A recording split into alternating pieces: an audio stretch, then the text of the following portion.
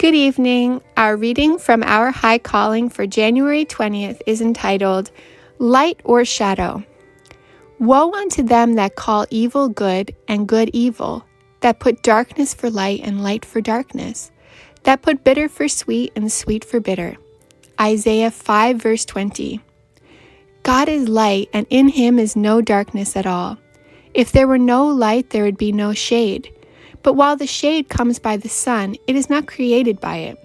It is some obstruction that causes the shadow. So darkness emanates not from God, but is the result of an intruding object between the soul and God. Disregard of the light that God has given brings the sure result. It creates a shadow, a darkness that is more dark because of the light which has been sent.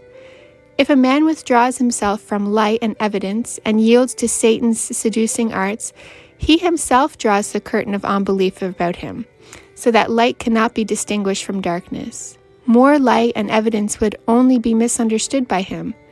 The greater the evidence, the greater would be the indifference. This will lead the deceived soul to call darkness light and truth error. Satan is constantly working to lead men to deny the light. It is but a step from the straightforward path to a diverging one in which Satan leads the way and where light is all darkness and darkness light. It is a dangerous thing to open the heart to unbelief, for it drives the Spirit of God away from the heart and Satan's suggestions come in. We must avoid the first admission of doubt and unbelief. Whatsoever man soweth, that shall he also reap. Galatians 6 verse 7.